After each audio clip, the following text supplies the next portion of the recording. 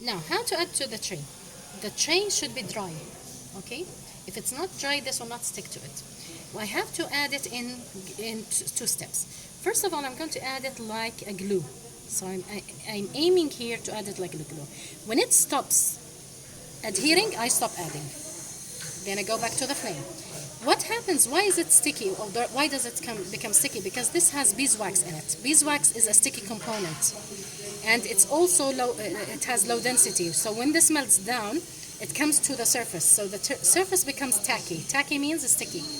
It sticks in with solid surfaces. So I'm adding the first layer just for the stickiness. Okay. If it stops sticking, I stop adding. And this is why sometimes many of you will begin border molding. At some stage with the bulk, it flakes away. You lose it because you did not stick it well. You did not glue it well. So the first surface was the glue. I'm tempering, slowly heating the material and adding to the surface. Once it's not sticking to the surface, I stop adding.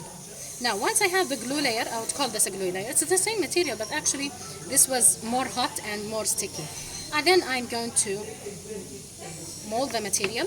I'm going to make it in a shape that I could add to the surface, regular. I'm going to irregularities and make it extended. This warm material now, it's warm.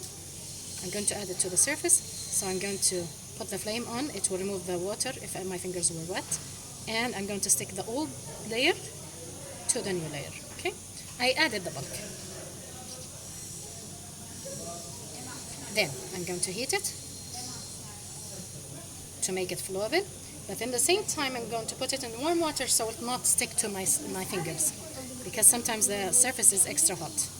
I'm going to mold it with my fingers. I'm smoothing out any irregularities, okay?